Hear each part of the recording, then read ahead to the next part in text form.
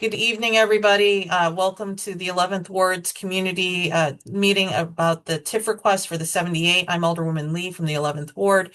Thank you all for being here with us on a Friday evening.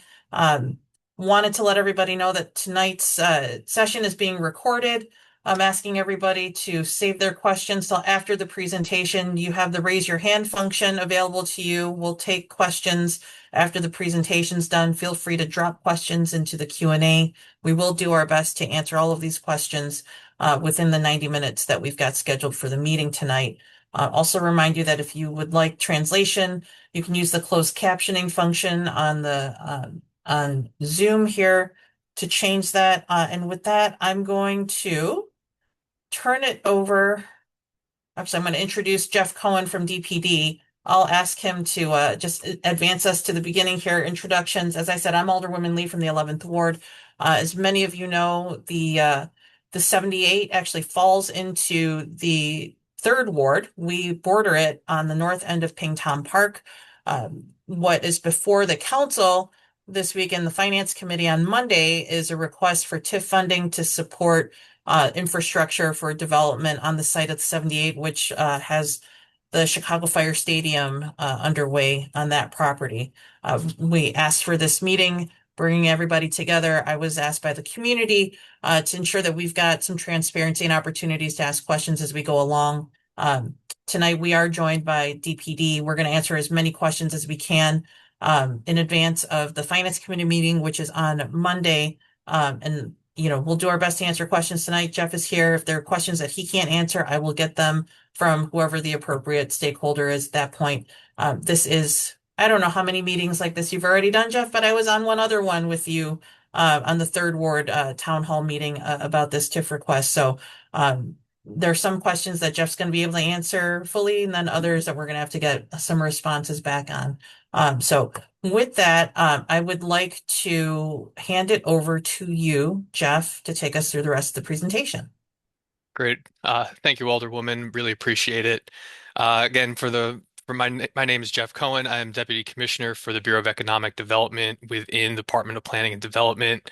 I'm here to help present and give an update on the TIF allocations as well as the development plan for the 78 and what the city is looking to invest in. But first, I'd like to give you a little bit of update on where progress stands on the site itself today. Currently, the Chicago Fire is under construction after groundbreaking on March 3rd.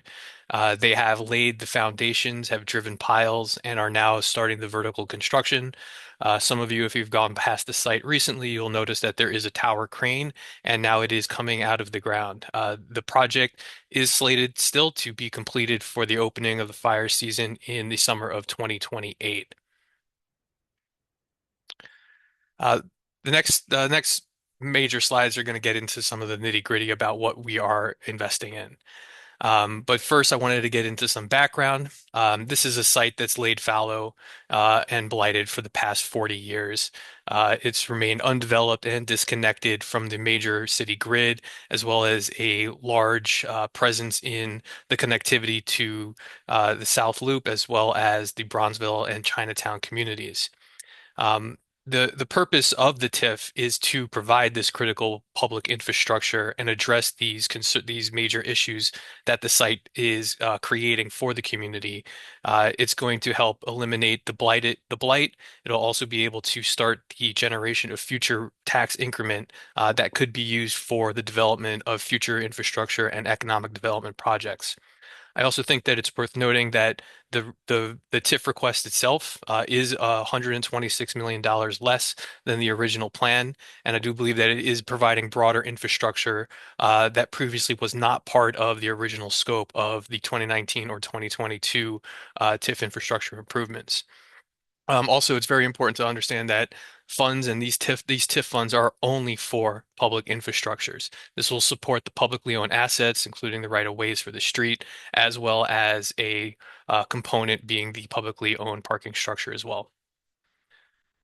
So what will the TIF be funding specifically? It will be reimbursing the developer for eligible public infrastructure improvements. Those improvements are the new public streets and utilities, including water, sewer, and electric connections. It will also help fund what we're calling a public access podium. This is as well as providing public access space for additional public relevant improvements. The publicly owned parking structure will also be funded as an associated access for improvements and is a component of the overall podium infrastructure. Additionally, as part of the new public streets, there will also be additional pedestrian, bicycle, and transportation connections, reestablishing the grid for the 78 and connecting it to the wider grid of the city. The funds will also be used to rehabilitate the severely deteriorated Riverwall and allow for the future improvements of a privately financed Riverwalk. And this is all, and TIF funds have also been used for the site preparation and enabling infrastructure to support this future development from the podium itself. I think it's also important of what we're not funding. We are not funding anything related to the construction of the Chicago Fire Stadium. Um, the fire is developing it on a completely privately financed basis. It consists of $750 million going to the stadium, and they are providing all of those funds to support the privately financed stadium. We are also not providing funds for any of the vertical construction that would occur in once the podium is created. And we will also not fund any ongoing operating expenses for the fire stadium or any of the other operations that would occur on the 78 once the development plan is implemented. I think it's important to also get a good context. This is shown here is the historic path of the Chicago River, with the full 78 outlined in pink here. As some of you might know, the river was diverted and filled in 1929, and was primarily used as a railroad yard up until 1977 when that was vacated. Since then, the site has remained vacant and has been subject to further deterioration and underutilization. I put this picture up because of the importance of understanding that part of the costs that are driving some of the TIF requests are the need for deep foundations because of the soil conditions that underlie this particular facility as well. Here, though, today is the site. This is as of a couple of weeks ago. However, now, as I mentioned earlier, there is a tower crane on site, and there are panels and vertical development occurring. This shows that the fire has put in significant infrastructure and has completed the deep foundations for the creation of the site as well. Here is the phase one site plan as proposed. As you will notice, to the north of the stadium is where the major construction components for the infrastructure podium will exist. This again is a multifaceted piece of infrastructure. It is not just it's not just a structured parking lot for the fire. The city is utilizing this infrastructure as a piece of infrastructure in order to address three primary issues. One being the historical issues of the grading from Roosevelt down to the river frontage, the soil conditions, as I mentioned earlier, from the redirection of the river, providing deep foundations, as well as the additional amenities that will be supported by construction of the river wall. This is going to include a multi-purpose field, soccer field, pickleball courts, as well as stabilizing the river's edge for the future privately financed and operated Riverwalk. That will deliver approximately half a mile of new river frontage, open and accessible to the public. This diagram shows the different components of the TIF investment. As you can see, the primary source of TIF funding is going to be for the public structure and open space. Again, this is the podium infrastructure that is going to help support not just the grading issues, but support vertical development once the podium structure is completed. This will also deliver 2.5 acres of new open space that will be privately operated but publicly accessible all year round. Um, and additionally, there will be ingress and egress access points that are created to help with assisting with connections to Roosevelt and Clark Street. The secondary, which are the secondary pieces of the infrastructure investment, which is the road infrastructure as well as utilities. So sewer, water, electric. These are all going to be part of the TIF investment, providing additional roadways that will also feature dedicated bike lanes, and as well as other pedestrian friendly walkable streets. Third, again, is the Clark Street improvements. This will consist of approximately $12 million of modifications to Clark Street. This will be explained a little bit further down in the presentation as well. And as I mentioned earlier, this will also stabilize the river edge and river wall so that there is the ability to create the river walk as well as stabilize the entire site for future development, not just the fire stadium, but all development phases. Additionally, there are going to be Roosevelt Road improvements. This will also feature dedicated bike lanes, additional pedestrian and widening of the streets, as well as new striping for cars and bus lanes. Uh, the last two is going to be metro improvements. So about $36 million will be allocated towards the improvements for metro, primarily along the entire eastern flank of the 78 site itself. This will include minor repairs to tracks, as well as additional signaling and security and safety enhancements. And then finally, there will also be the creation of a Clark Street pedestrian connector that will connect the 78 to Clark Street over the metro tracks themselves. And I'll be getting into a little bit more details of some of the additional benefits of each one of these components later in the presentation. I also wanted to highlight that this is going to be highly pedestrian friendly. You'll have several access points, both from the 15th Street pedestrian connector as well as south from Wells Wentworth. But the primary access for pedestrians coming into the state, into the 78, will come from the Roosevelt Clark Station or Roosevelt Road itself. This has been enhanced to have a welcoming, pedestrian friendly entrance along Roosevelt to help the user experience, but also establishing connectivity through stairways, escalators, elevators to navigate both the Roosevelt and river edge or river frontage, river grading area in order to make sure that everybody has easy access and is ADA compliant. As I also mentioned before, there will be dedicated bike network along Wells Wentworth. There will be dedicated protected bike lanes, and there will also be dedicated paths along the other roadways that will be created on LaSalle 13th and 14th and 15th Street. You will also be able to use your bikes along the river edge and river walk at the eventuality of those getting constructed. On site, there will also be two divvy stations, one at the Roosevelt grade level, as well as a divvy station at the river grade level. There will also be two areas for secured bike parking that anybody in the public can be using. I'm going to get into a little bit more of the details of each infrastructure component.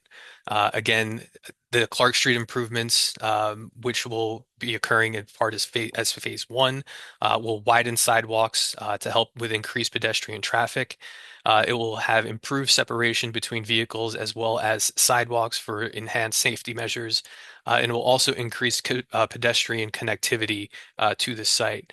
There will also be a widening of Clark Street and the pedestrian connection from Roosevelt to 13th Street to accommodate additional pedestrian heavy traffic on game days.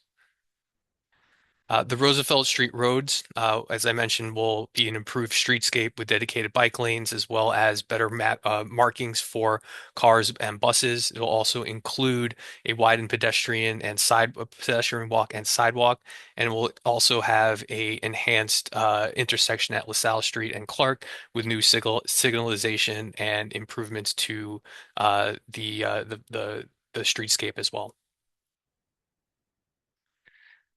Shown here is is called this 13th Street Bridge. This is providing access from the podium infrastructure over the metro tracks to 13th Street for additional connectivity to the city grid.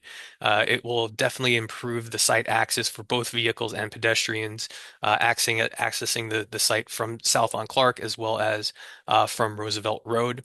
And this is an easement that will be going over the metro tracks as well. This is also part of what we're calling the podium infrastructure, is the Metro overbuild. This is a covered Metro easement that will be open for pedestrian use and additional green space.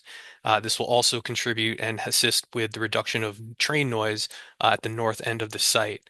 Again, this will be part of the publicly owned infrastructure and open space that would be operated by the developer. Uh, Metro improvements will also include screening from public spaces, providing additional sound barriers as well as and access issues. As some of you might know right now, the trains are not protected, the train tracks are not protected. However, that is an essential safety concern and will be mitigated through this investment. This will also improve Metro operations throughout the site, as I mentioned, with better signaling. For safety coming out of the LaSalle Metro Station as well. Uh, Again, the investment in the river wall is meant to stabilize the river edge to replace the severely deteriorating current conditions, which are not typically seen in other bulkheads around the city where those are privately invested. The significant work that needs to be done on the river wall itself is part of the need in order to stabilize the entire site for not just this development but all subsequent development along the 78 itself. And the next slide is just a picture of what the current conditions look like. So there is definitely a need to enhance and support the river's edge here.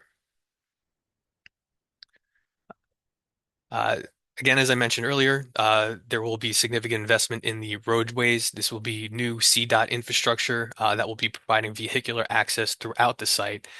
This will include not just the roadways themselves, but support the public utilities that are critical for future development phases of the site. This is including a new LaSalle Street that will be connecting to 13th Street and a downward grading LaSalle Street along the eastern frontage of the stadium that will take you from the Roosevelt grade down to the river grade and connect to 14th, 15th, and eventually Wells Wentworth to the south.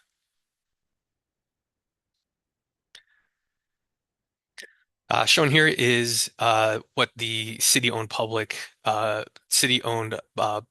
parking structure will comprise of. As you can see here, this is a integrated component of the infrastructure podium, where vehicles will be able to access this from the Roosevelt Road as well as LaSalle Street in order to enter the parking structure itself. There will also be entry vestibules as well as I mentioned earlier, escalators, elevators, and stairs to help with accessing the different grade levels as well as the stadium on game day, in addition to the vertical development that you can see here are represented by the lighter areas on the podium structure itself. So the podium structure is going to be able to support up to four new vertical developments, and those would be new tax generation outside of what is already known today. Um, just the highlighting of some of the additional community benefits and summarizing them.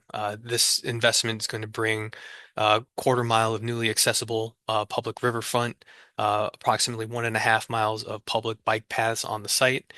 This will include the ability to create 3 acres of multi-use fields, as well as a soccer pitch and pickleball courts, with other activation proposed. This will also provide accessible routes from Roosevelt down to the riverfront level, as I mentioned. There will also be a new water taxi stop that will be on the site as well, and it will include divvy stations, public parking, and additional neighborhood programming that would be ongoing on the open space throughout the year. We're also highlighting the improvements to Roosevelt Road as well as Clark Street for vehicular access as well as pedestrian friendliness. And then also that this infrastructure is going to go in place to enable and support all future development at the 78, not just this particular phase. In overall, the complete master plan would be an $8 billion private economic investment in Chicago. And this particular TIF investment is going to help catalyze that.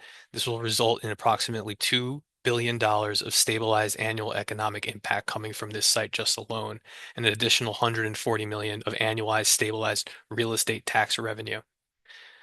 Throughout the entire phasing of this project, it would create approximately 10,000 construction jobs as well as professional services jobs. And then once stabilized, 5,000 permanent jobs will be created on site. In addition, there can be up to 10,000 new residential units. 1,000 units must be affordable at the 60% AMI level.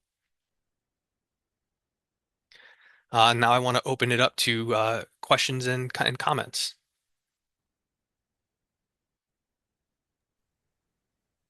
Okay, Jeff, we've got let's start with the questions that are in the chat.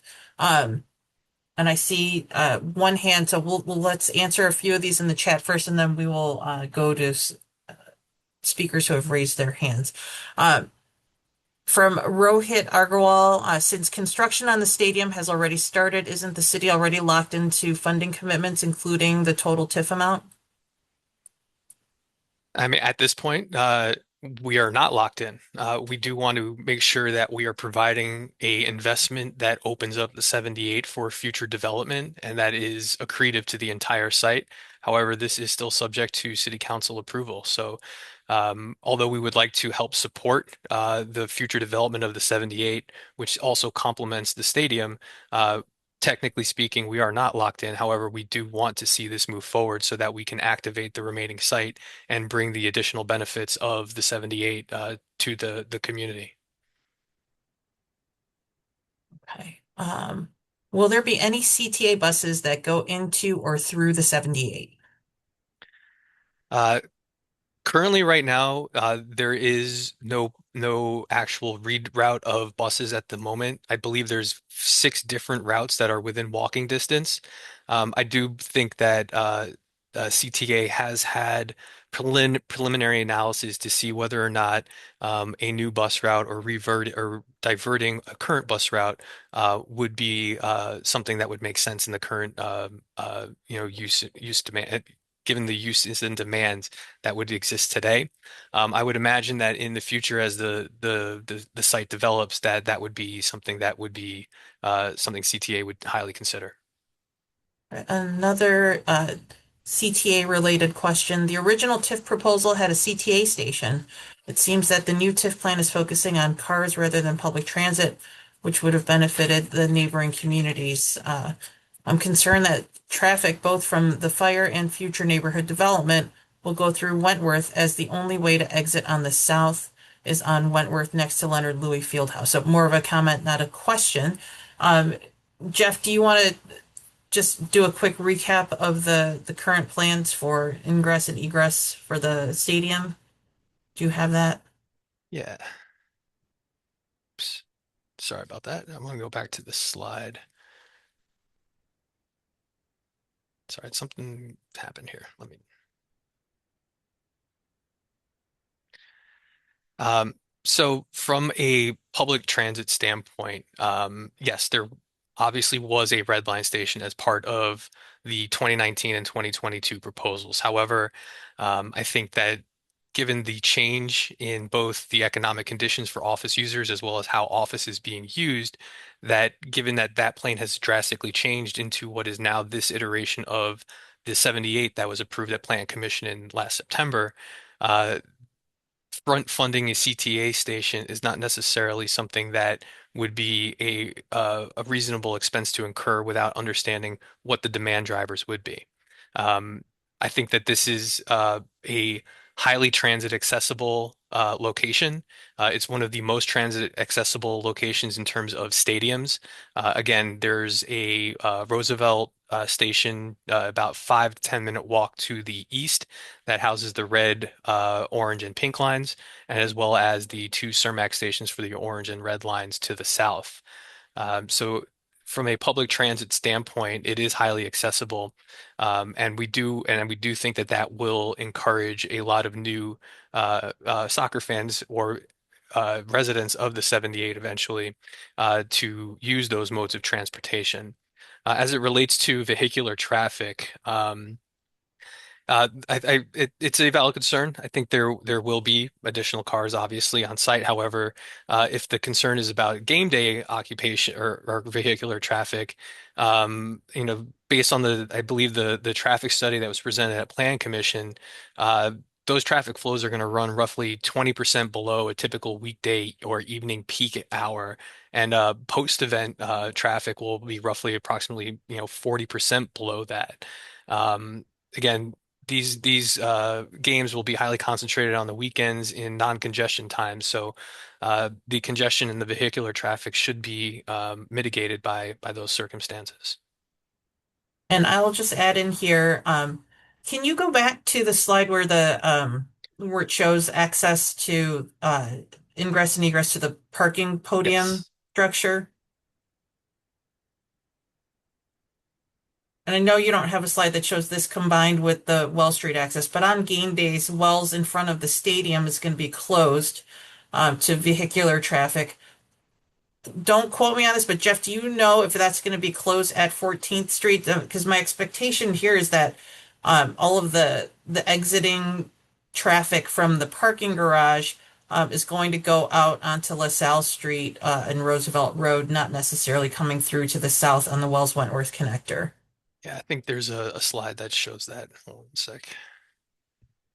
That is a concern that was raised early on. I've got in the 11th Ward, Sox Park here as well. So, game day traffic is something that we're constantly taking a look at. Um, Yeah, so uh, Wells Street will be closed in front of the western frontage of the stadium, but not what would not include 14th Street. So there's several different ingress egress points, both from Wells Street to the north as well as Wentworth to the south. There will also be ingress egress from LaSalle onto Roosevelt and as well as 13th to Clark Street, as depicted here. I'm going to switch over. There's lots more questions that are in the Q&A. We're going to get to those, but Annie and Annika have been waiting very patiently. Annie Jacobs, go ahead with your question, please. Yeah, thank you. I wanted to ask about the parking structure. So if I'm hearing you correctly, it'll be privately operated but accessible to the public, but it is paid parking. Is that correct? It will be publicly owned and operated, but yes, it will be paid parking on the 320 days that there are not fire games. And the funding that, or any of the funds that come out of the parking, are those allocated into anything that directly benefits our community as the highly affected area who is putting in our TIF money to make all of this possible? So the current operating plan is to obviously have a net neutral, cash flow positive parking structure. The funds that will be in excess of expenses will be captured in an excess reserve account for the early stabilization period. So once we have an understanding of, the operations of the facility, it can provide the additional reserves to, maintain it on the long-term basis. There will be opportunities at a point in the time to start talking about how those funds could potentially serve other aspects of the stadium. The one thing I think is important to point out is that Sorry, so but they would serve aspects of the stadium, not the sorry, people as living aspects of the here. 78. I apologize, not the stadium. Like again, the idea is that you can have, discount programs, validation programs. You can potentially use those funds to make additional improvements to the streets, make adjustments to other areas of the 78 itself. There will be no funds used for the stadium directly. So I apologize for that misstatement. Okay. Yeah. So I realize I'm taking up time and I want to give other people space, but I'll just register that I'm one of Alderley's constituents. And I think my primary concern is really just how big the potential tax increases we're going to experience as property owners are going to be because of stadium shock. So I'm kind of looking for any avenue that could directly benefit my neighborhood since we are going to bear a serious economic brunt, but we're not actually taking advantage of a parking structure next to the 78. So thank you. I'm sorry about that. I was still on mute. Thanks for your question, Annie. Jeff, can you answer or comment at all on the point that was just raised about the increased tax burden on surrounding communities as a result of the development over here? Um, I guess I can comment on that to a certain degree is that you know, part of economic development is to lift all tides. There's the idea of, economic development that helps to create value as well. So the idea of just straight real estate taxes being increased within a TIF district, or a TIF district directly contributing to increased real estate taxes, um, is not necessarily true. Typically, if you were to do a side-by-side comparison of a property, within a TIF district and a similar property just on the other side of the border, you would typically see that those real estate taxes in general would be comparative. The difference being is that the real estate taxes within the TIF district are retained as incremental value within that TIF district itself, and can contribute to further economic development to address some of these current concerns about displacement or the increasing costs of real estate taxes down the road. Thanks for that. We're going to go next to Annika Shu. Annika, go ahead. Hi there.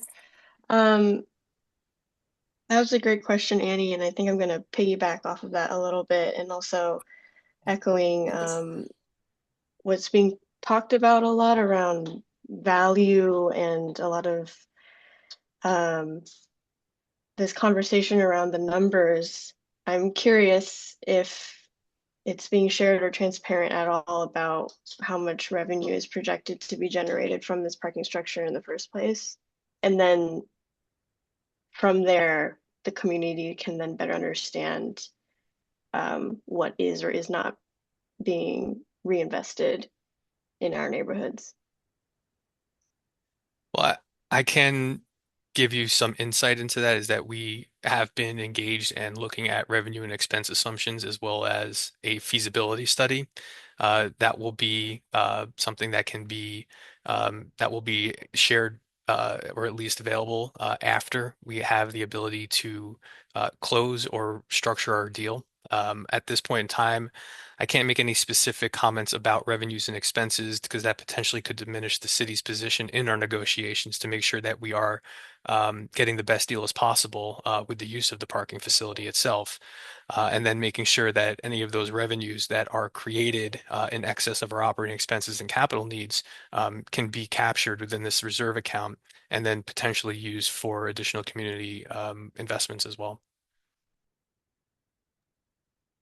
I think, yeah, my concern is that because that is not necessarily fully fleshed out information, wondering how decision making around the spending and the vote happening next Monday, 2 days from now, is fully informed, and how the community can be also fully informed in their input on this. Well, I can definitely speak to the fact that we've done a robust analysis of all competing and comparable parking structures within the vicinity of the 78. Also have done a very detailed demand study as well, and there is support that additional parking would be supported and be able to produce the revenues that we are projecting. Um, Again, depending on what is available after we account for expenses and reserves, those funds will be captured for the meantime until we understand the full nature of any other improvements that need to be made or other activities after engaging with the community. So I think there is still significant time in order to incorporate ideas and contributions into how the public would like to have those funds spent, and eventually potentially effectuate those plans. Annika, thanks for your question. Does that complete your question? I want to just give you a chance. You're the last one Yeah, that had a hand raised, but we've got a lot more to get to in the chat. yeah, thanks. Okay, thanks.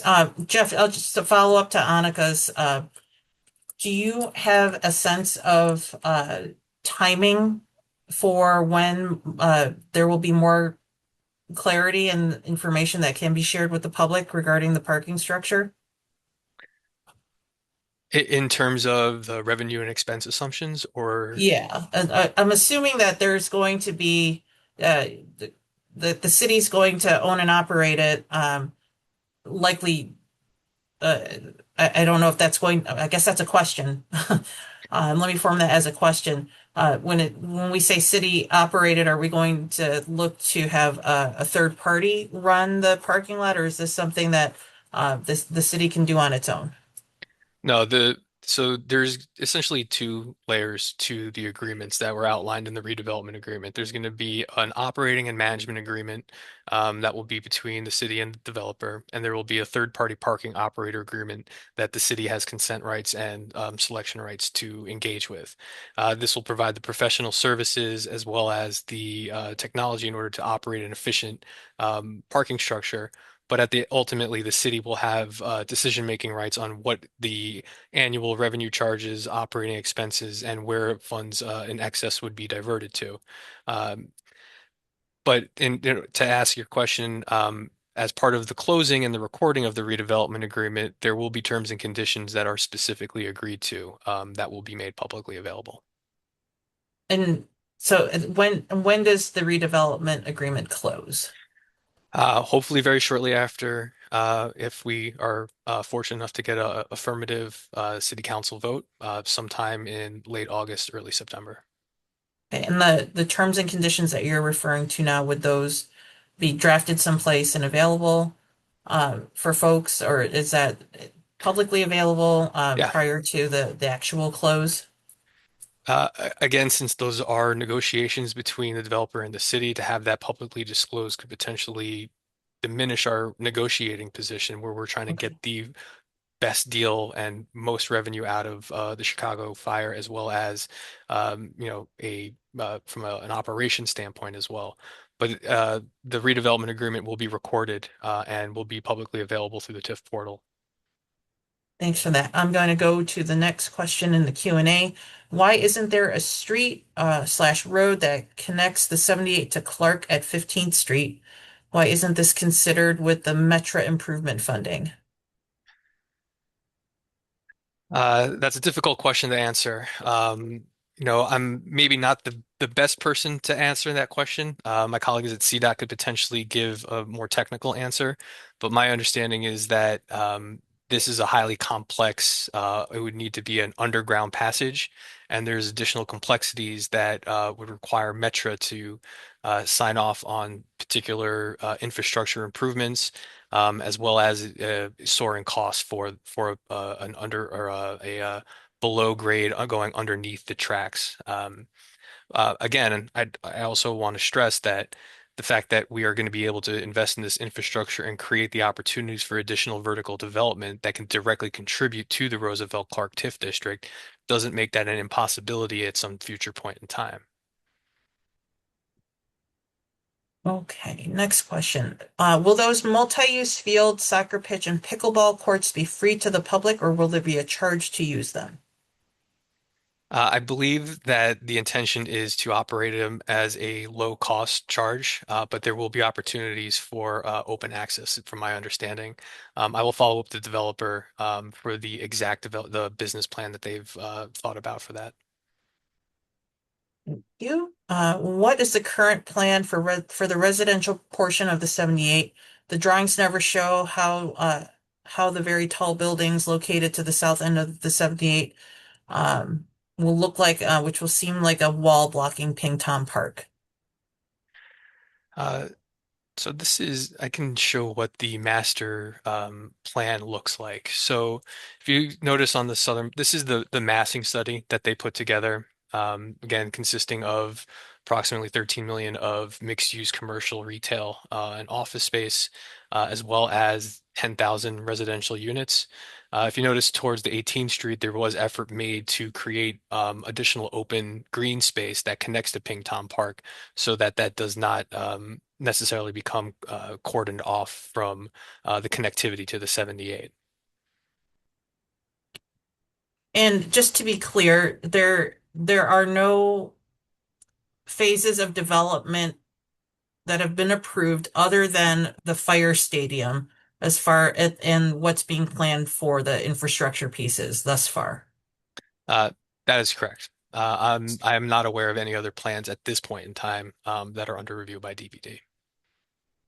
And that would have to come to the city from the 78, not the 78, excuse me, related Midwest. Sorry, it's been a long week, guys. Yes, so any future plans would be subject to what's called a Part 2 review prior to initiating any additional development. Okay, thank you for that. Um,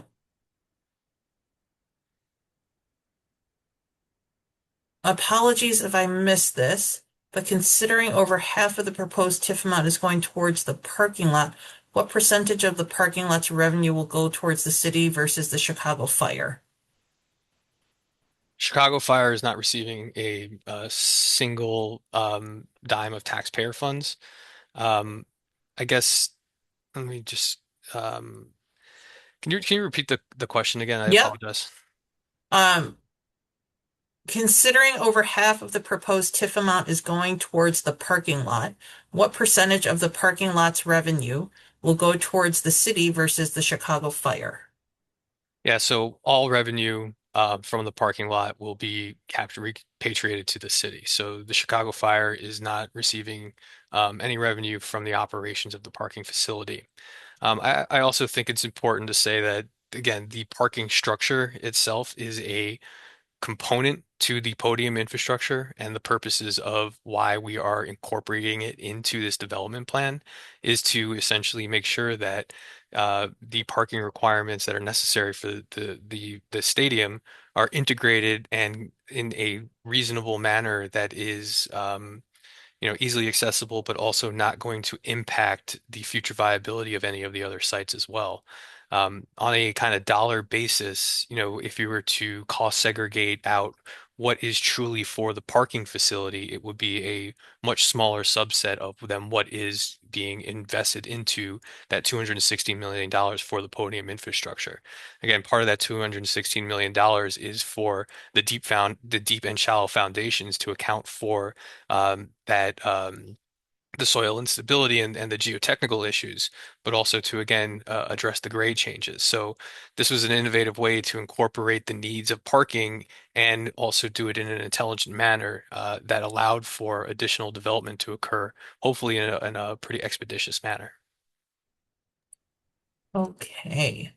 Um, how many wards are participating within the TIF district here? So this is, can you explain just the TIF that this is in? Is the Roosevelt and Clark TIF? Can you just do a high level and then talk about the wards that are? I will just say I don't know what everybody else's pieces are, but the 11th ward I believe has about 15% of this TIF. I don't know, Jeff, if you've got a map of that or not in your handy dandy I don't have a computer there, but TIF district breakdown for that specifically, but I can tell you that there are, what is it? I think it's four wards that consist of the Roosevelt Clark TIF district. That's the third ward, 11th ward, 28th ward, and 34th ward. 28th? Yes. That's yeah. So wards represented by Alder Dowell Urban. Yeah. and Alderman Irvin and Conway, This used to as well be as yourself. for those of you who've been around a little bit paying attention to this, the 78 used to be under the previous map located in the 25th ward. Um, I wrote 25th before you said 28th, and then I remembered that Yeah. Alderman Urban and the new map comes all the way east. Okay. So there are four wards that make up the Roosevelt Clark TIF. And the 11th ward has makes up 15% of that geographic map. Yes, that's correct. It is the northeast corner of the ward. Yes, the northeast corner of the ward. Yes. Next question. What precisely is the vote on Monday? Is it a yes or no vote to either approve or reject this proposal entirely, or is it a discussion on specific individual elements of the proposal? The vote on Monday is to hopefully approve the amount not to exceed number for the infrastructure improvements. And just for everybody, what is that total amount again, Jeff?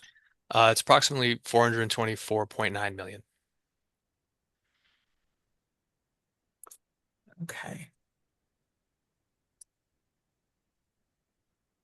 I'm gonna go one more over here, and then Sarah, you had been patiently waiting. We'll come to you in just a second.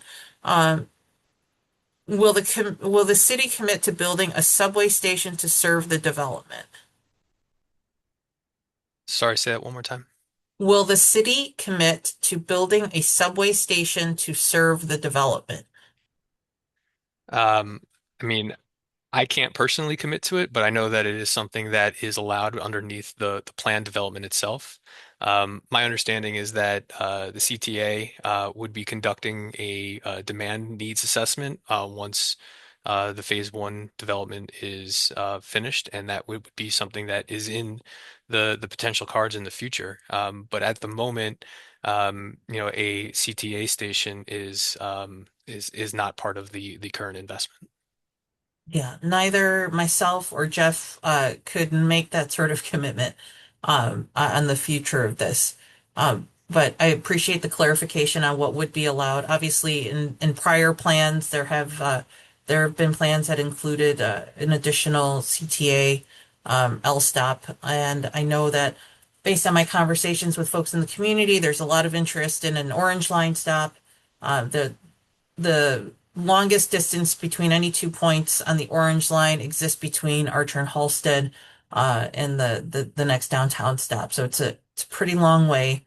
That I just want everybody on this call to know is something that is on my radar. We're going to continue to have conversations with Alderwoman Dowell and others. It seems to me, my impression based on conversations that I've had, until there's more development here from a residential or business perspective, and we know that there's going to be more people coming through on a sort of like everyday basis. That conversation may not move really. It may not advance to the point of making plans for one until it's clear that there's going to be a need for it. Now, I know that my words are going to hit people a certain way in terms of the need, but that is my understanding. Jeff, I don't know if if you think otherwise, just based on conversations you've been a part of. No, I think that that's a fair assessment about the situation. Okay. Sarah, thanks for waiting. I'm going to unmute you now. Go ahead. Hi, Alderwoman Lee. We have some residents here in Chinatown who wants to ask a question, so she's going to ask, and then we'll translate if needed. Okay, great. Thank you. 你可以講。Hello，我係珍妮，我咧就係住喺 Y 塞嗰度附近嘅，隔離球場嗰度。但係呢，人去打波咧，去睇打波咧，好多人都唔會泊入 parking lot 入邊，都係泊喺街邊啊咁，因為佢入邊俾錢啊嘛，搞到我哋嗰度咧治安非常之唔好，同埋個 travel 好難泊車，都冇人泊我哋。但係佢而家個球場喺嗰度咧嚟講咧，就係、影響我唐人街好大嘅，因為佢嘅啲車流量啊喺度啊，咁對我哋真係冇乜好處咯。希望我哋如果能夠佢喺度有整好嗰啲交通啊咁去咯，就唔好盡量唔好俾啲人泊晒喺我哋嗰邊，因為佢好多人咧泊喺唐人街，泊喺我哋30幾街，或者行去都抵過泊喺車場咁咯。咁啊，希望能夠搞好咗交通啊，同埋佢嘅球場嘅收入啦，希望佢俾翻啲我哋紅嘅附近嘅開支咯，就唔可以話佢自己收入會攞晒咯。因為對我哋嘅社區影響好大好大啦嘛。Okay. Yeah. So the translation goes like so this lady like lives close to White Sox Stadium, and then she herself has experienced this when it's game day, like people are not actually like really going into the parking lot to park their cars. Instead, they would just choose the other, like a lot of other people will ask them to like, oh, we have cheaper parking options around the neighborhood, and then people will go there instead of like really parking in the parking lot. So this lady is like concerned the same situation will happen in the 78 the fire stadium as well, and it's going to create a real like a large burden for Chinatown's parking, because there's already a very serious parking issue in Chinatown as well already, and then if the stadium comes along, then there will be a even bigger issue. So I just want to more clarification on this issue. Thanks for the translation and thank you for the question. I actually understood most of that in Cantonese, but I couldn't sort of translate all of that. So thank you. I'll take a shot at this, Jeff, and then you can jump in here. Uh, it's Mexican Heritage Night tonight at the White Sox. The stadium is completely sold out at 42,000 people. And I understand the challenges with parking better than a lot of my colleagues will regarding stadiums and everything. On the Sox side of things, we have Sox residential parking. The biggest problem is that we don't have enough enforcement, and we have people that illegally sell parking passes. Now, coming back to the 78 in the Chicago Fire Stadium, how many games is it a year, I believe Jeff? it's 17 home games. 17 home games a year? And Yes. the fire have made a commitment to limiting the number of events as well. So for a total of how Yes. many days is Yes. that? 45, So is it? correct. So 45 major event days are allowed. So Including the 17 games. yes, that's correct. Okay. Um, I'm just writing that down for myself. So on those game days, I believe that the the developers and the city have come up with a plan. The 1,200 spots in the parking structure will be there until there are other phases of development. There is a plan for a surface lot, which I have a follow-up question on for later. Do you know how many spaces are planned for that surface lot to the south of the stadium? I believe that it has a capacity of 700 surface lots. However, I don't believe that there's been an official decision of whether to build that as part of phase one, which will Okay. be subject to demand, I believe. So I guess I don't want to cut you off, but did have an No, additional go ahead. comment related to the parking, specifically surrounding the stadium. I think what is trying to be avoided is a situation similar to, the sea of parking lots that typically surround stadiums. Here, we're integrating that into the design of the podium and kind of protecting the overall development from the kind of use as a surface parking lot. I think that is an important component of it that will also help achieve additional development in the areas that aren't part of this particular phase. I also know that there will be additional signs, wayfinding, and control of those parking in the communities itself. It is a consideration that I know came up as part of the Plan Commission and previous public meetings that I believe Alderman Dowell has made some commitments to in terms of enforcement.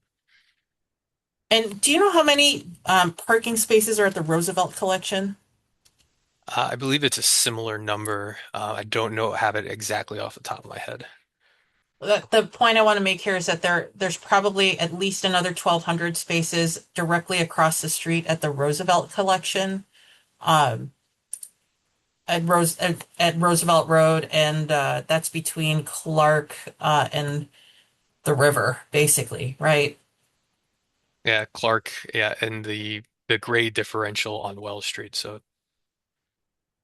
Right. So I don't foresee a case where there's going to be more people trying to park in Chinatown to go to the stadium because frankly, parking is hard enough as it is.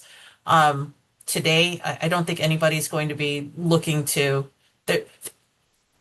Parking is already challenging every single day of the week, regardless of what's going on in other places. Even during, I believe, during game days, I could foresee that nobody's going to want to come to try to take up local parking spaces. If that is a bigger concern for residents, I'm be looking out for opportunities to make sure that we're protecting residential parking, especially for the people that live in Chinatown Square, closest to Ping Tom Park and closest to the 78 development. We do have a very densely populated area there. In fact, I just recently met with several of the association presidents regarding current parking issues, so that's not lost on us. Did we need to just stop and give you guys an opportunity to translate that answer? As I'd like to know if she's got any follow-up. Sorry, yeah. Take Hold your on. time. Also, I want to confirm there's 1,500 parking stalls at Roosevelt Collection. Yeah, sorry. Thank you, Jeff. We have a follow-up question, but also another question, if that's okay, from Yeah, another please go ahead. resident. Please go ahead. I know you've got a group of people, so We've got please. about 30 residents here. So one of the follow-up questions is that on Soldier Field game days, we know that there's people who park also in Chinatown, people selling spot heroes, and that's even further, but folks do like to spend their time in Chinatown before a game. And the earlier question was also referring to the fact that more expensive parking induced kind of creates the demand for folks to find cheaper parking around the area, and that's what she sees as a resident around the White Sox. So I just want to make that point. And we have a second question. Is there any response to the follow-up? And then I'll have the resident ask the second question. Yeah, so on the follow-up, I know, look, I'm excited for Chinatown to also get some of the overflow tourism traffic, if you will, for people to start their day with like dim sum in Chinatown and walk over, take the water taxi over to the fire stadium. I think that as far as the pay parking lots in Chinatown, I believe there's just the one Spot Hero lot that is at 18th and Wentworth. Everything else is run by the Chinatown Parking Corporation. I think that could be a conversation. I think that, they will probably need to look at if they change the rates on game days to just sort of, be in line with everything else too. And we want to do whatever we can to protect those spaces for patrons of Chinatown. But I anticipate that's how we'll have that discussion. But nothing has been solidified at this point. Yeah, understood. Thank you. And then we have a second resident. Yep, go ahead. 李區長，我係黃太啊。Hello，黃太，你好。係你好，係我哋而家咧喺我哋辦公室咧有好多唐人街嘅長者咧，大家都齊集喺度，好關心你準備要為我哋投票嘅呢件事，所以咧最簡單地講咧，請你代我哋投票，不要用我哋唐人街嘅錢去建造其他地區嘅設施，用返呢啲錢嚟建喺我哋唐人街嘅設施，因為剛才大家都討論啦，我哋唐人街係好有呢啲需要去解決而家我哋唐人街嘅經濟發展安全問題嘅。多謝李區長。多謝黃太。I'm going to need your help, Sarah, or whoever's translating. I caught 50% of that. Thank you. Yeah, her Mrs. Wong's question is more of a request for the TIF dollars that belongs to the 11th ward to be used for the 11th ward and the existing issues that are in Chinatown. And she talked about economic development and safety and transportation. Yes, and I know another big concern for Mrs. Wong and all of her friends and her social circles is having a place, having multiple places to gather, to socialize, to dance, to sing. So the TIF itself, the Roosevelt and Clark TIF, doesn't actually touch Chinatown. Am I? That's correct. That's correct. So Chinatown, no part of Chinatown falls into the Roosevelt and Clark TIF. So no dollars that belong to Chinatown are going to be used in this TIF request. So I want to make that clear. I also want to be very transparent here too. Most of Chinatown, it falls within the red line extension TIF. And Chinatown was not itself in a TIF. Jeff, can you just provide like a high level, like what is a TIF? What is it supposed to do? And then I can jump back in. Yeah, so Hold TIF on one second though. Do you guys want to translate that first before Jeff starts? We will. Don't, yeah, we got it. Thank you. We're good? Yep. Okay, go ahead, Jeff. Yeah, so TIF districts are created to address specific conditions that are exactly what the 78 currently is occurring. So blight, vacancy, environmental remediation, in order to redevelop these areas into positive economic areas. So the way that a TIF district functions is that when the TIF district is established, there's what's called the equalized assessed value of all the properties in that particular district. That level is essentially frozen, and that number or that amount of real estate taxes is continuing to be repatriated to the taxing bodies. Once there's additional economic development and increasing real estate taxes within that TIF district, that incremental property taxes is captured by that TIF district for the use for additional TIF eligible economic development projects within the boundaries of that particular TIF district.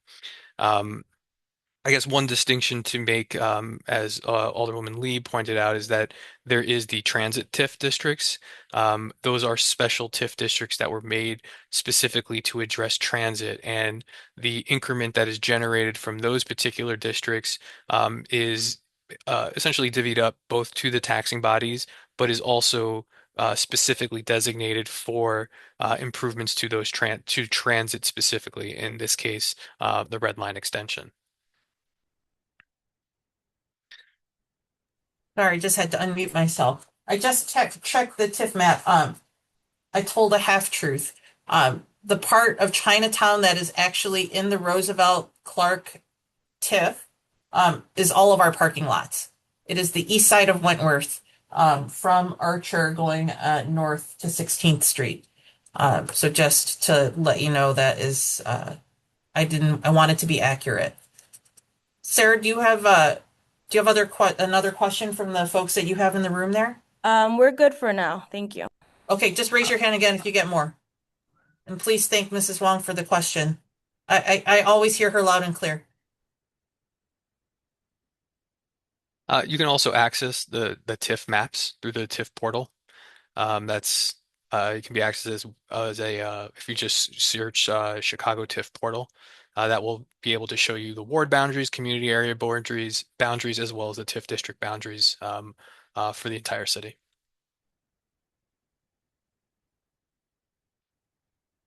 Keep muting myself.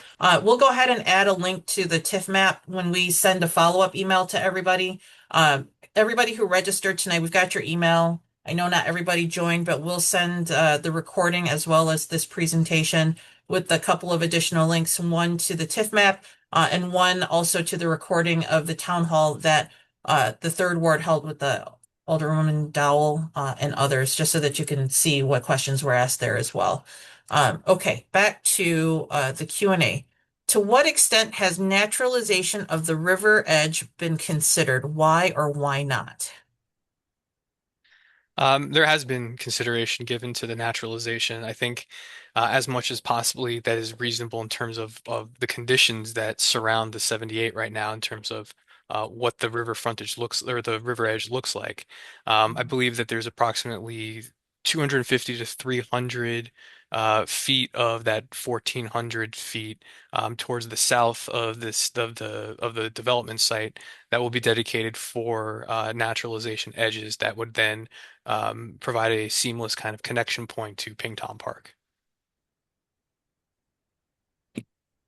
Thanks for that, Jeff. I'm going to go to the next question, which was submitted in Chinese, and thanks to Google Translate because I cannot read Chinese. The question asked here is, can you use part of the proceeds of this development to build an elderly activity center for Chinatown? This project has a great impact on us, and I hope that there would be a way for there to be corresponding benefits. That's probably not a bad translation. Um, so TIF funds, and Jeff, you're going to keep me honest here about how TIF funds can be used. TIF funds have to be used within the TIF boundary. So anything that is built using TIF dollars have to be within the footprint of the development itself. So within the borders of the 78. So not in Chinatown. And well, unless it was going to be built on the parking lots in Chinatown, because that is actually the part of the TIF that falls into the boundaries of Chinatown. Yeah. So not likely to happen. Everything that I've said is accurate, right? Yeah, so the Okay. increment from the TIF district itself that's captured within the boundaries has to be spent within the boundaries. Um, I agree that the project has a great impact. I am looking forward to seeing how um, this development, the Chicago Fire, and the Chicago Fire has done some community outreach already in the ward. With soccer programming schools. I'd love to have a conversation, and I will have a conversation with them about what our concerns are in the neighborhood in terms of the needs. And I agree with you. We have a significant senior population. Our seniors are very active. They're social. They like to get together, and there are very limited spaces for that to happen. So I am taking note of that and I appreciate the question. I'm going to go now to what is the total TIF amount being requested? How much per Chicago taxpayer does that cost? Well, I mean, if we want to get specific, it's 424,913,538. Um, I can do some rough math if call But about it's not actually per taxpayer. That increment comes out of that particular district. So you have to know how many pins. yeah. Are we talking about per taxpayer across the city or per taxpayer in the ward? I guess maybe a little bit of It clarification. says how much per Chicago taxpayers. I guess if you wanted to know how much that breaks down to for every resident of Chicago, you could break that down. That Assuming the population's still around $2.8 million, it's about 150 bucks per resident. okay. But I don't necessarily know if that's a good metric to to weigh the benefit of the investment itself or what the consequences are to taxpayers. I think um, the investment is meant to spur economic development and create additional revenue for the city, not just from real estate taxes, but additional taxes that would be coming from the stadium operations. So sales tax, excise tax, amusement taxes. So even the parking structure will have a tax. So again, the return to the city is not just solely based on the revenues and expenses that are from the parking structure. We are receiving significant revenue from other sources because we are activating this. All right. Thanks, Jeff. We're going to go to the next one here. The overall development will raise property taxes and increase rents in the surrounding area, including the 11th ward. What is being done to ensure the residents of the 11th ward will be able to continue to afford where they live now? If TIF funding from the 11th ward will be used to finance this project in a different ward, what benefit will existing 11th ward residents receive in return? Jeff, do you want to take a swing at that first and I can follow up? Uh, yes. Again, I think that that's part and parcel of why we want to do development. Part of the reason why rents are increasing is the drastic need for both market rate and affordable housing, which this development is going to be hopefully addressing. I don't think that necessarily just because there's a new development that occurs that it will have a direct impact to what rental rates are across the wards. It's still a very hyper local specific kind of comparative market analysis. But the other piece that I also want to call out is that most of the parcels that are included in the Roosevelt Clark TIF district are not revenue generating. It's mostly park spaces and lower revenue generating aspects that are not residential. So they really don't have that much of an impact in terms of what is being diverted from the 11th Ward real estate taxes to that TIF district as well. Yeah, so just to be clear again, the part of the 11th ward that falls within this Roosevelt and Clark TIF is the east side of Wentworth from Archer to Clark, north to 16th Street to the well, that would be the west side of Clark Street. Yes. Yes. So that is a handful of townhomes and a condo building from a residential perspective. A little bit of commercial along Clark Street between Cermak. Nope, nope, because it doesn't go that far south. Sorry, take it back. Yeah, That's so it in it's the parking lots. yeah, so it's a very slim avenue of Wentworth to the west and Clark Street to the east, bordered by Archer to the south. Yeah. And that is the specific area that is incorporated as part of the 11th Ward. I would Yeah. share my screen, but I was rather keep this up for reference. Yeah, no, that's fine. And we'll send out a link again to the map. I will also then address the question, what's being done to ensure residents of the 11th Ward will be able to continue to afford to live where they are now. Affordability in the ward is a very important issue to me. I have been in the 4 years I've been in office plus now. I have been increasing the density of the ward in specific areas. You know, we've added and we're greenlit more than close to 150 housing units at this point between apartments and townhomes and single family homes. So, you know, we're trying to increase the supply. You know, if there was more supply, rents would come down just by the law of supply and demand because there's been such a shortage of construction. Jeff, I don't know if you've got the number in your head, but I know that, you know, it's been widely reported that Chicago on its own has not been keeping pace with the rest of the country in terms of construction of housing units. So I think that, you know, my continuing to work with developers and others to add density to the ward is something that's really important to help bring rents down. You know, and we're going to continue to look for ways to bring resources back to the ward. You know, from a commercial perspective, you know, we're working with CBCAC and the Greater Bridgeport South Loop Chamber and the McKinley Park Development Council and the McKinley Park side. We've got about $4 million in grants that have come into the ward to help with development in these corridors, which hopefully will spur more development and more activity in these areas to where, you know, we're encouraging more construction and folks to come into the ward. But I am looking for more ways to increase housing units here, which would help with affordability. I'm going to go on to the next question. I don't see any hands. Okay. What are the ADA accessibility considerations for all of this infrastructure? So the ADA accessibility, as I was pointing out on the pedestrian grid, you know, this is creating the connection points to Roosevelt as well as providing the vertical transportation to get down to the river's edge. So there will be several elevators and escalators as well as stairways, which obviously don't help with ADA accessibility, but there will be elevators that will be able to transport individuals from each grading. Great. Next question, following up on well, Rohit, sorry we didn't get to your question an hour ago.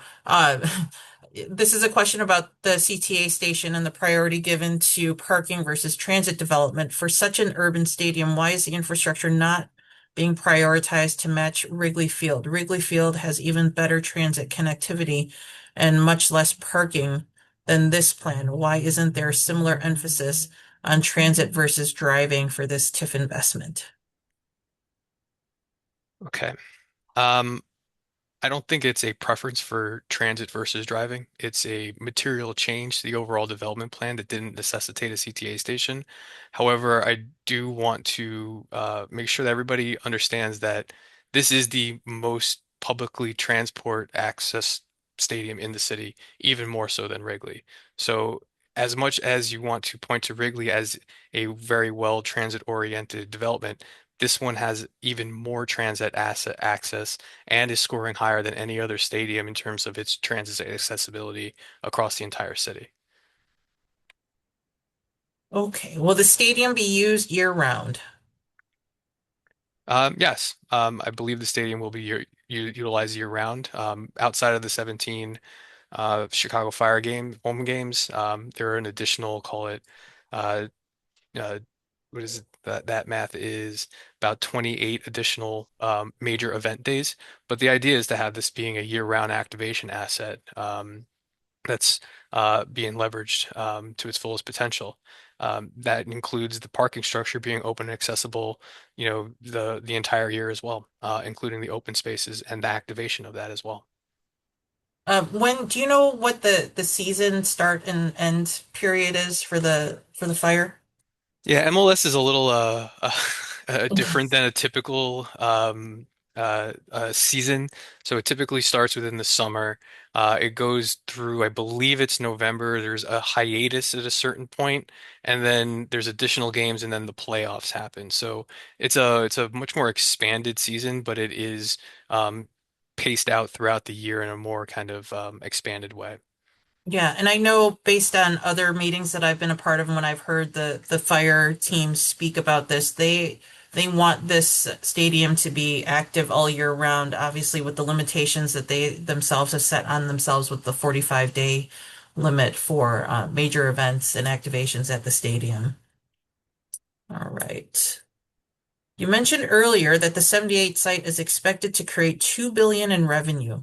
How is that calculated? How much of those funds are going to businesses and how much will go to benefit the residents of Chicago? So it's economic impact. So again, there's quantifications of both investment as well as the revenue that is created from the vertical development. So as I was mentioning before, it's from, sales tax, real estate taxes, excise tax, amusement taxes.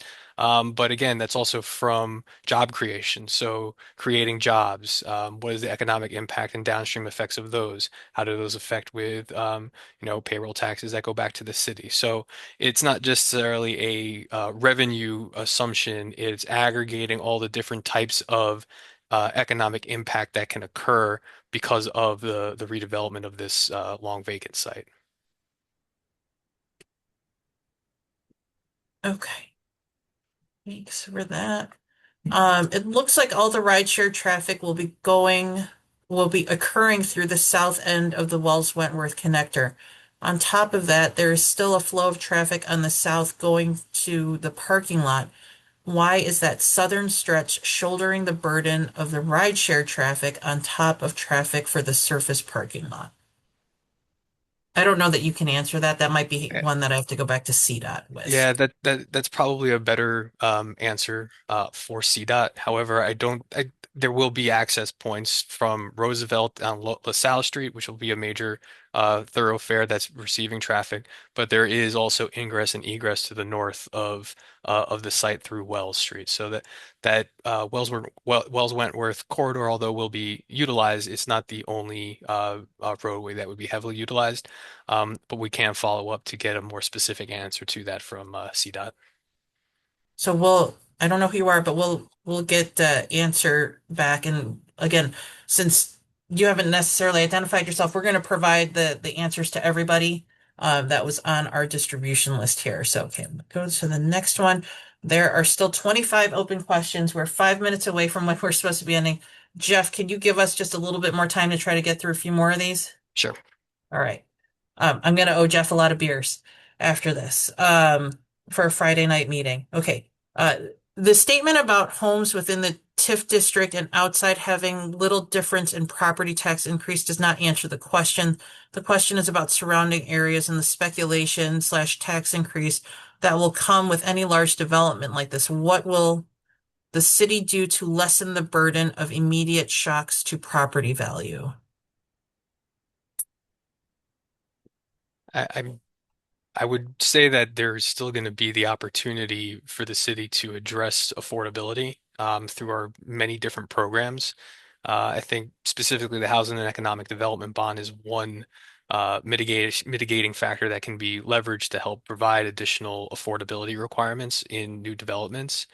Um, I think there's been also conversations about potential other vehicles that could help mitigate those types of impacts, specifically from real estate taxes. However, I don't think that there's any plan that is existing today. But again, I think that the property value, increase is not necessarily a bad thing, although it does have immediate impacts in terms of, daily operating expenses or people on fixed incomes. But I do think that in the long term, it will be a lifting of all tides. I'll also add to that too. Part of why we've seen so much of an increase in residential and commercial property taxes outside the central business district post-COVID is because the downtown still hasn't rebounded from this. And Jeff, please chime in here if I'm getting any of this No, inaccurate here. that's actually But a very good point too, is yeah, that, the additional development and increment that can be generated, um, you know, it can be used for supplementing the tax levy. So we've seen a significant increase of property taxes in neighborhoods, and that is definitely not something that can go unrecognized. And that is a direct result of the pandemic's effect on the valuations of properties within the CBD. And there have been efforts and investments made in order to stabilize that and start attracting additional businesses to come back into the CBD or find new uses for these obsolete buildings in order to create that additional revenue. Again, real estate taxes are a function of the tax levy as a total. And when you have properties that had contributed such a large portion of that, those decreases are felt in areas that had not otherwise felt them, which is an unfortunate consequence of the pandemic. But there are mitigation factors that are trying to be in place to stabilize that. And I hope that with the additional developments that are going to be bring back online that are creating additional real estate tax revenue, that impact will somehow reverse itself in terms of the neighborhoods and the burden of that tax levy that they have to pick up. thanks for that. Okay. Um, who controls the reserve account that the parking lot revenue goes into? The city, I would assume, not assume, it would be a function of Department of Finance. And at this point, there's no clarity yet as to whether or not those funds are somehow going to be required to stay within the TIF, or if that's going to be going towards any other sort of corporate fund or general fund of the city. Currently, DPD's recommendation is to create an excess reserve account that captures all excess proceeds above what is required to operate and maintain the facility, and capture those funds in an account what could be used for other activities down the road. The idea that it could potentially go to the corporate account depending on how the agreements are eventually negotiated, but the recommendation right now is for it to be a captured account that can directly benefit the surrounding communities. I think that's a really great suggestion. Thanks, DPD. Um, okay. Who will be providing security and maintaining the public space?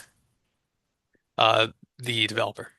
Again, the public space is a publicly open, privately managed and operated, and will be subject to a development management agreement with the park district. They will have to operate it to the standards of park district, be open towards park district hours, and will be funding the cost of all the operations for the public open space. Mm. What section of the 11th ward will the 15% of the TIF funds be coming from? I think we already covered that. The median income greatly differs across neighborhoods in the ward. and it would be a major concern and unfair if the TIF funds are primarily coming from the bordering Chinatown area with the lowest median income. So I think we've already answered that question.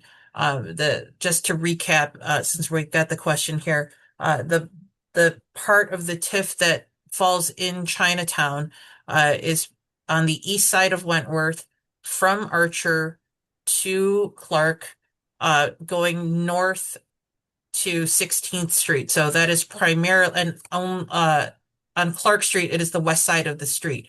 It's a very narrow strip of land, mostly the Chinatown parking lots, one condo building and a handful of townhomes and a little strip mall. So I don't believe that this is going to be affecting the people you think that it will there. So I'm going to go on to the next one. Jeff, since you can't share any of the revenue projections for the parking structure, what are some of the specifics of the study your team did of similar parking structures in the area? What are some of the specific existing revenue numbers from existing parking structure? So what did you look at in the study that you did? What can you share that wouldn't jeopardize any of the Yes. negotiations? So admittedly, DPD engaged with an outside consultant who's expert in parking structures and their analysis and valuation as well as development. I believe it was, and this is trying to go off the top of my head. It was a comparative analysis of 6 to 8 parking structures within the general area, and the revenues were generally ranging from, I think, about $12 for a 30-minute parking for 30 minutes of parking up to approximately $30 on average for a 24-hour use. And on average, it's around $14 to $17 per use of the parking facility itself. Thanks for that, Jeff. Okay, was allocating TIF funds for supporting a near South High School on the 78 explored? If it was explored, what is the reason why it's not included? If it wasn't explored, is it too late for that component to be included? And what can we do to start that conversation? All right, I'll take this one. There was never any TIF funds allocated for supporting a near South High School on the 78. The 78 is privately owned.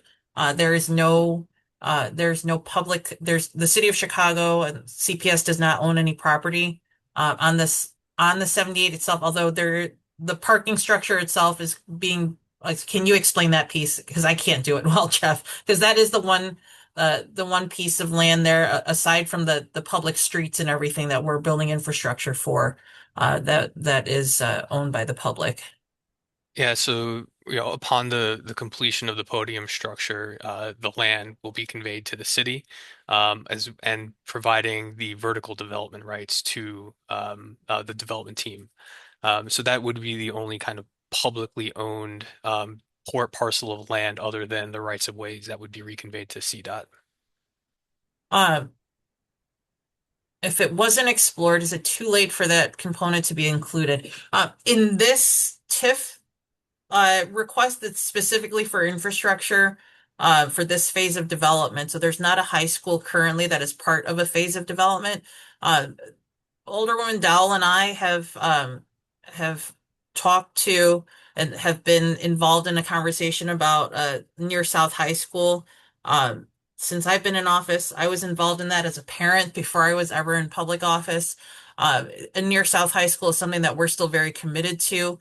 I don't think that Related is absolutely, opposed to the idea, but I think that, there's not an opportunity at this point.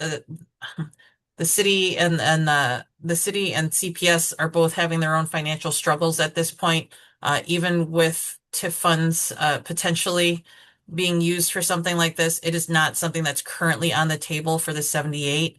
I don't want to speak for Alderwoman Dowell. That is my understanding as of the last time we discussed this, but please be assured I can say that we are both still very committed to getting us a near South High School. We know that just with the existing families that we have in the near South area, There's been a need for it for a very long time, and if we're going to bring more housing units here, I think that there's an even better argument, and we're both going to be willing to pursue those conversations as they come. All right, let's go. Uh, Given these maps, I'm seeing parking garage, stadium, and then surface parking with not much space left over. How are parking garages beneficial to the community when it can only serve the stadium, which only has a dozen home games a year? Um, I'll just to give you a break for a second, Jeff. I will say that I've mentioned a couple times that Chinatown has a lot of parking challenges right now. It's a very popular tourist destination. Not just tourists from out of town, but folks from all over the city love to come to Chinatown. And not everybody comes on the train or on the water taxi, although more people are coming on that water taxi every day. Parking is a really big challenge. And we don't really have a solution for that in Chinatown currently in terms of adding parking spaces. I'd love for CTA to improve safety, cleanliness, and service so that more people are using the red line to come to Chinatown. And I'm hopeful that the parking structure, this is something that I've already talked to DPD about and I've raised several times, that our local chamber would definitely be interested and our community would be interested in some sort of partnership that served as overflow parking for Chinatown, potentially, a shuttle. We have not had any real meaningful discussions about that because the parking garage piece of this is not baked enough for us to have that specific conversation, but that is in the mix in terms of looking to leverage that parking lot potentially to serve the Chinatown community as well. Jeff, did you want to add anything there? Yeah, I think you hit on a lot of the things related to the parking itself. However, also the intention of this parking podium is to create additional development as well, that can be built on top of it, as well as provide the access to the 78 for additional development that can be beneficial to all the communities that touch the 78. Great.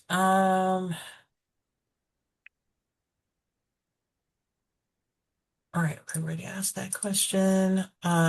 Jeff, you mentioned that the city will operate the parking structure only on non-game days. Who operates the structure on Fire Home game days, and who pays for related expenses? Who will collect the revenue? Also, same question for other events, e.g. concerts at the stadium.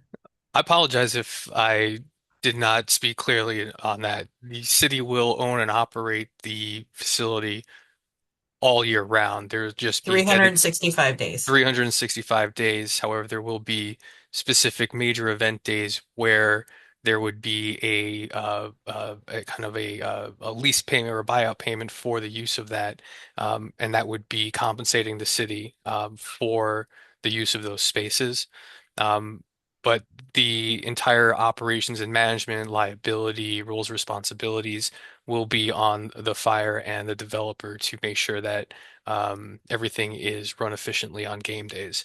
I do understand that they are in developments of plans with OEMC to make sure that everything is functioning and flowing the way it should, similar to how operations are conducted at Soldier Field on Bears game days. Great. And then one other question: all revenues will be coming to the city from those payments. Thanks, Jeff. I'm not sure I totally understand this question. It was from an anonymous attendee. Could their bypass of the low-income housing mandate be fought with a class action?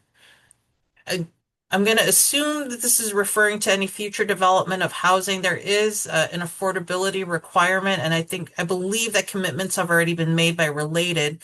Jeff, can you talk a little bit about, I guess, how the ARO applies here? I don't know that there is a low-income housing mandate. I'm not familiar with that, so that's a question for you. Yeah, I'm not familiar with a low-income housing mandate. However, I believe that they're referencing the Affordable Residential Ordinance, and that up to 20% of those 10,000 units must be affordable to a blended 60% AMI average. So that will be from at the lowest level incomes of 30% up to 80% on a blended basis for the 20% of those 10,000 units. Do you happen to know what AMI is for that Area area? median Yeah. income. Yes. And do you know number wise what area median income would be in this area? And Uh, does it vary from like no, location to location? it's typically a citywide, A citywide? Okay. citywide metric that Department of Housing and Urban Development puts out, and it's what DOH, Department of Housing, uses as their base metric for a lot of their projects as well. That is publicly available information. If you give me a second, I can look it up real quick. You go ahead. I'm gonna go to the next question because I think I can answer Yeah. part of it while you're Well, I already looking got it. things up. Oh, you got it. Look how Yeah. fast you are. Uh, 60% AMI for a single household is $51,000. 30% is 25,530 area median on an annual basis. That's for a family of four. For a family of four, 60% would be 72,900 for the city. So that AMI that you gave us was a single person AMI. Yes. Okay. Again, the household size would be based on the room size, the unit sizes. So again, there's going to be a consistent mix of bedrooms as per the market rate units as well. So again, depending on the household sizes, there's different income thresholds. But again, there needs to be a consistent blended 60% AMI average for all of the ARO qualifying units. An arrows. Affordable residential Rough. ordinance. Okay, got it. Okay. We still have 22 questions. We're gonna go to 8 o'clock and then we're gonna stop and then whatever questions are left not answered, we will endeavor to get those answered and sent out to everybody, okay? I just want to be respectful of everybody's time, especially Jeff, who's the lone person here answering the majority of these questions. Okay. Oh gosh, I missed this one. I apologize. Whoever asked this question earlier. What if the Ward 11 residents decide not to support the TIF request? So here I'm holding the town hall or this community meeting to get a sense of where the community is on this. I know many of you have written in. I've received letters from various organizations as well, asking me to not support this particular TIF request for a lot of different reasons. If you have a request of me, you can absolutely send that to Ward 11 at cityofchicago.org. It's not necessarily something that is up for a vote in the ward necessarily, but I'm taking all feedback into consideration as I have a vote to cast. I am a member of the Finance Committee, and if it gets past the Finance Committee, it'll be up for a full vote before the City Council, the full City Council on Wednesday. And then how does the 11th Ward benefit from funding the 78 with this TIF? I think we addressed this question was also asked earlier, so I'm gonna go ahead and I apologize that my screen was not in the right place. What would happen if in the allocated TIF amount is not enough? Okay, sorry. I'm just going to summarize how this question is being asked. What would happen if the allocated TIF amount is approved and it turns out to not be enough funding for the work that's already in progress? Will the city just automatically cover the rest? Or will the 78, or will some of the infrastructure not be installed? So prior to the construction of any one component, we will be the developer will be entering into what's called a general maximum pricing contract with the general contractor, or GMP, that guarantees that they will be able to deliver the components in the amount that they have represented. Any amount over that is the developer's responsibility. And if they decide not to continue because they are funding short, the city has clawback provisions of any funds that have been expended, we can go after the development team and recapture. So all costs above what the current up to amount is the developer's responsibility. And it's also their responsibility to complete the infrastructure. And I'll just add here to any additional request to the TIF would then be a new request that would have to go through another process of approvals.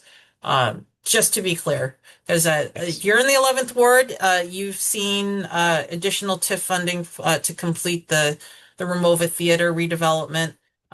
That was some crazy stuff that went on between when they got their funding approved originally and COVID and everything that happened in between. So, but that went through several rounds of approvals. So I want to be transparent about that piece of it as well. But everything that Jeff said, plus if any additional TIF money is requested, it would have to go through another process just like this. Yeah, just to confirm, any amount that if we were in the highly unlikely event to fund additional costs would need to go through Finance Committee and City Council approval. Thanks for that clarification. This is another question about revenues from the parking garage. So I'll just reiterate again. Any revenue from the parking structure, the parking podium will exclusively be under the city's control. Nobody else's. Correct, Jeff? Yes. Okay. Okay. If TIF porting is proposed, which TIF districts would supply the funding and what investments would those communities lose as a result? And given Illinois' requirement that TIF subsidies be necessary for a project to proceed, what evidence shows this development would not happen without public subsidy? If it's already economically viable, why should residents in neighborhoods with their own unmet needs finance it? That's a good question. Let me just read this, make sure that I am addressing it appropriately. So porting is part of the overall financing strategy. We are looking to leverage Canal Congress as a potential source for those funds. Currently at this time, there are no additional projects that have been identified within the Canal Congress TIF district that have not already been allocated. So the creation of additional increment could again flow the other way as well. So there is the future potential of leveraging Canal Congress for the purposes of porting as well as repatriation potentially down the road. The primary driver for the public subsidy here is the necessity to create public infrastructure that would support vertical development that would otherwise not be economically feasible, primarily due to the soil conditions and the need for deep foundations and shallow foundations, as well as addressing the grading issues that were plaguing the site for 40 years. I think that again, without the public subsidy to help with stabilizing and providing the appropriate support for vertical development, those vertical developments otherwise would not be feasible. Thank you. Next question. I'm concerned about the pay-to-play component of the public spaces and parks planned within the development. Has the city thought about the neighbors who may want to participate and play too? And how might you more equitably approach and include the established community that this new development will disrupt? I'm going to read it again because I want to make sure I'm concerned about the pay-to-play component of the public spaces and parks planned within the development. Has the city thought about the neighbors who may want to participate and play too? How can we more equitably approach this and include the established community that this new development will disrupt? So I'm assuming the established community are all the communities surrounding it, because there is no community currently on the 78. But I think what I'll take away from this is the thought of there being like a low pay to play component because it is will be privately operated is something that's being called into question here. So I think it's a reasonable thing to raise. I don't know that Jeff or I can answer that particular question other than to make sure we're raising this as a concern, lifting that up and potentially asking the folks that will be at Finance Committee on Monday. Jeff, is that? I guess I'm not sure what is meant by pay to play. The public open space that's being created on the podium, as well as the Riverwalk, will be open and accessible to the public.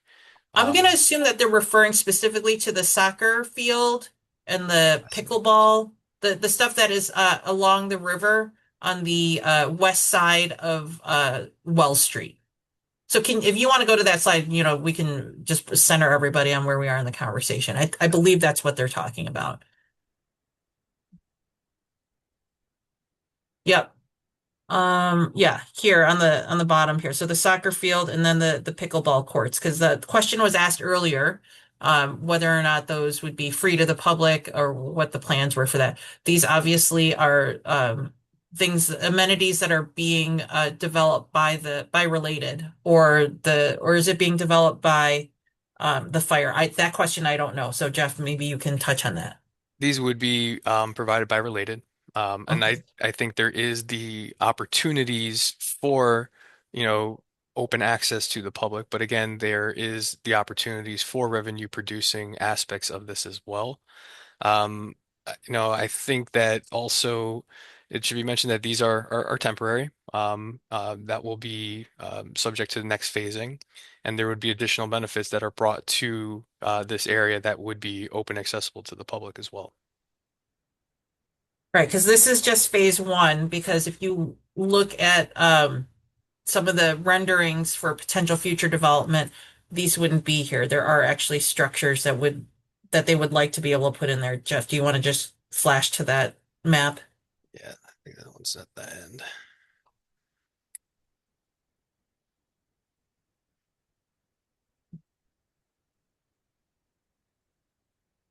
Yeah.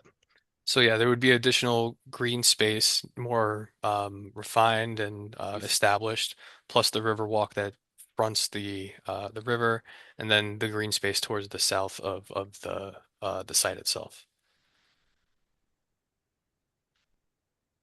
Yeah, I mean, I think personally, I'd love to see as much open space as possible, and those soccer fields and the pickleball courts, those are great public amenities to have. So hopefully that comes in the later stages of development, not the ones that come sooner. But who's to say at this point? I know Related would love to have more of this property developed than not. Okay, so let me go to the next question. We've got like 7 more minutes. We're making some progress here. How will the fire and this new entertainment playground be able to phase out the surface parking lot if no significant public transit improvements will be made for the entire site?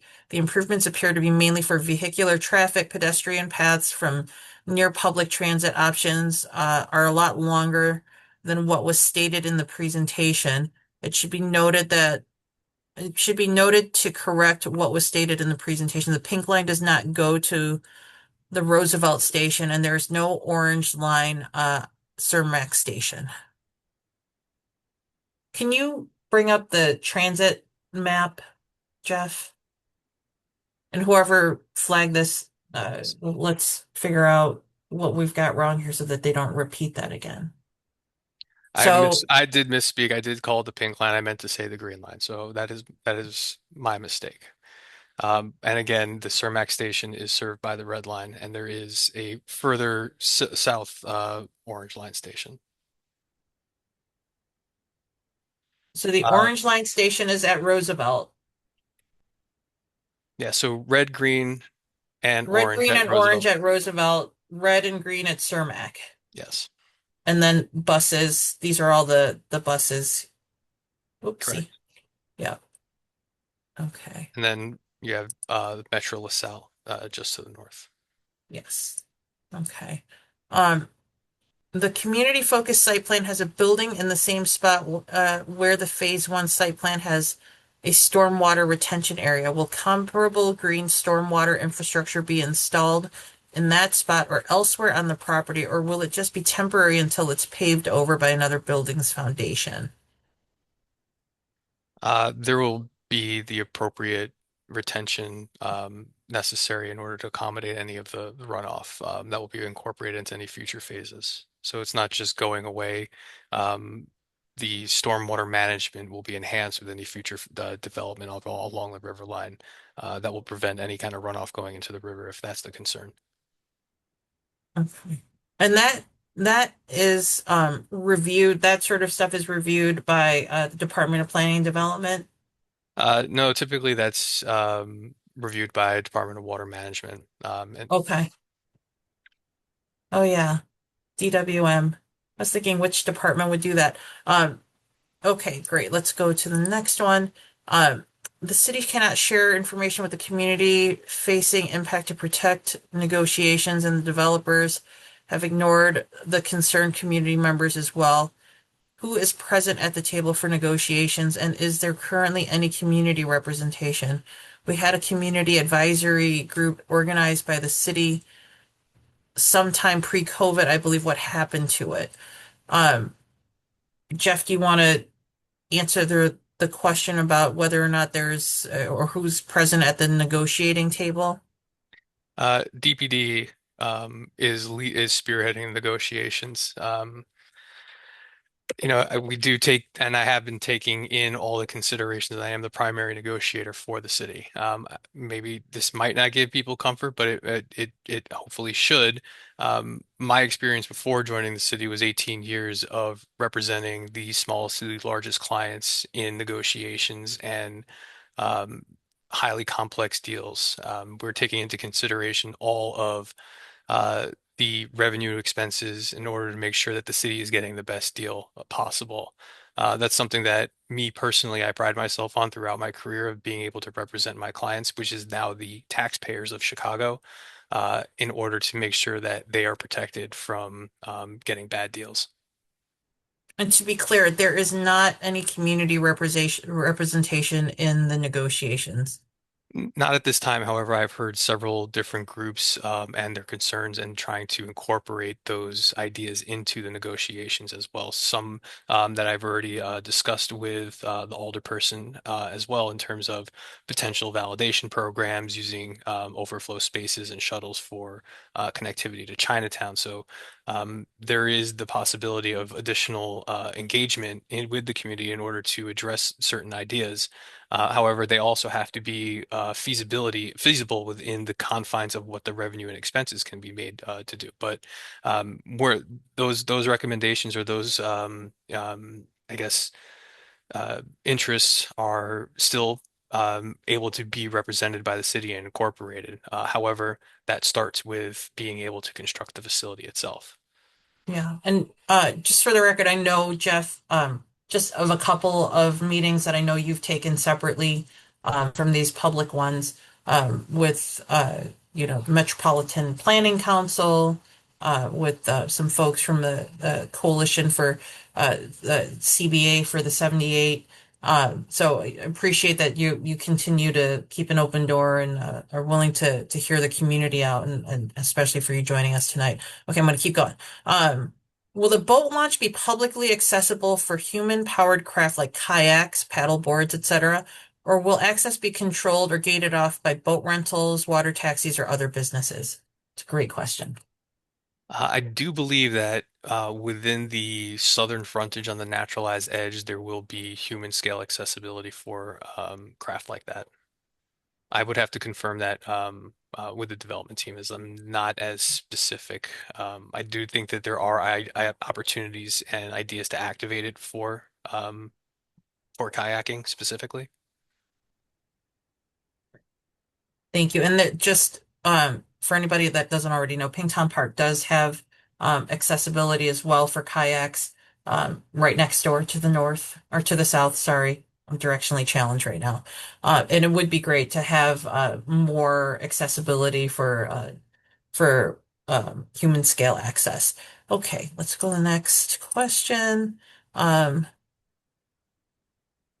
There's concern about how the traffic is going on to the Wells Wentworth connector, especially with the field house and the amount of children that come in and out. How can traffic congestion be resolved? So one of the things, and I'll just take a shot here, Jeff, and you can speak to anything else that I'm missing.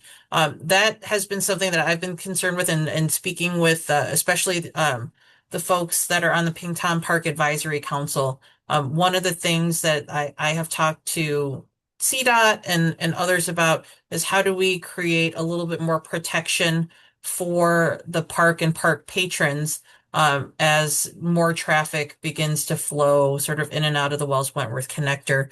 In particular, there was a request um, from the PAC there and the Park District to see if there's any way to maybe put some Jersey barriers or build a fence. There hasn't been any progress to that as of yet, but it's not something that has been lost. We're continuing to have those conversations. Obviously, it's in everybody's best interest. Everybody wants this to be a safe place, a welcoming place, and a place that is very, friendly to people walking and using the park, whether it's the field house or along the riverfront, to get back and forth here. Jeff, is there anything that I'm missing about any conversation about infrastructure down on the south end? No, I think that you did cover it, but again, in terms of like the traffic mitigation, that's not something that I can speak intelligently on, and would have to defer to CDOT on what they're Sure. doing to mitigate that. Okay. Next question here is what's the tipping point for a new CTA station? There's already a need for an orange line station between Roosevelt and Halsted stations that so that folks on the southwest side can get better access to Chinatown. Um, I'm not sure that Jeff or I can answer that. I'm gonna take that unless Jeff, unless you know something I don't, I'm gonna take that as something we need to follow up on with CTA because I don't know if Yeah, that there's a would be formula for that. definitely be a CTA question of how they evaluate it and the need. I think also one of the important things is that typically when we're developing CTA stations, it's not just done in a vacuum, it's done throughout a system-wide analysis as well. So again, I don't want to speak out of turn, but I'm assuming that CTA has certain criteria that they look at in order to justify the creation of a CTA station. Okay, how much is the property taxes in the ward expected to be increased by to cover this TIF or any other impact related to the 78? Um, Jeff? So your taxes don't go up to fund the project, if I'm understanding the question appropriately. Um, the increment, the new increment that is generated from new development goes to paying anything that is financed for the 78. So we don't look to raise people's property taxes to pay for TIF funded improvements. The TIF funded improvements are going to be paid for the properties or the development that those improvements are supposed to be supporting. So, especially with this, knowing that the fire stadium's coming, they will be paying real estate taxes. There's a couple of other developments that are paying real estate taxes. You underwrite it to an appropriate amount so that you don't have to raise people's individual real estate taxes if that's the question that's being asked. I think you covered that. It is now 8:03. There are 16 questions that were unanswered. Jeff, I'll share those with you so that we can answer those together next week and get those back to folks. I really appreciate everybody joining us tonight. If you have additional comments that you want to share with me as your alderperson or other questions, you can feel free to send those via email to ward11@cityofchicago.org. I will work to get the video uploaded as quickly as possible so that we can share all of this information. People want to look back at it, they can. The finance vote is on Monday and the full city council would be on Wednesday. Again, this is just for the first phase of development here, and the TIF request is specifically to build the infrastructure for the site, not to build the stadium itself. With that, thank you, Jeff, for your time. Thank you, all of you, for joining us tonight. I hope everybody has a great weekend. And I'll just put a plug in for the Bridgeport community-wide yard sales. There's going to be over 100 yard sales going on in the 11th Ward. So if you're interested in finding some good buys, come over to the 11th Ward. Thanks, everybody. Have a good night.